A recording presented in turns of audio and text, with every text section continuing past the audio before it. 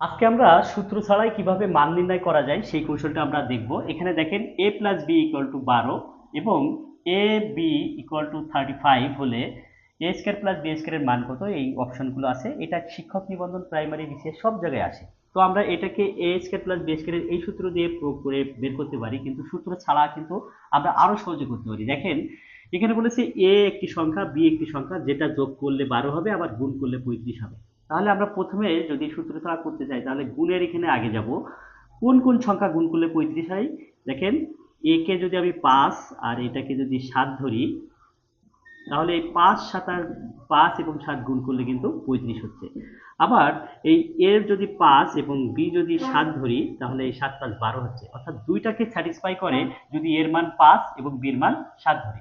তাহলে আমাদের প্রশ্ন ছিল এ স্কয়ার প্লাস বি স্কয়ারের মান কত, এইটা।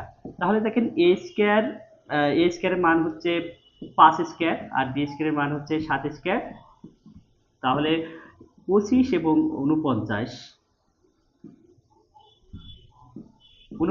এই দুটো যোগ করলে আমাদের অ্যান্সার হয় 74। অঙ্কটি যদি বুঝে থাকেন তাহলে a minus B equal to 7 এবং এ বি ইকুয়াল টু 60 হলে এ স্কয়ার প্লাস বি স্কয়ারের মান কত, এই অপশনগুলোর কোনটা সঠিক অ্যান্সার হবে কমেন্টসে জানান এবং অবশ্যই পেজটি ফলো দিয়ে রাখুন এবং চ্যানেলটি সাবস্ক্রাইব করুন। সবাইকে ধন্যবাদ।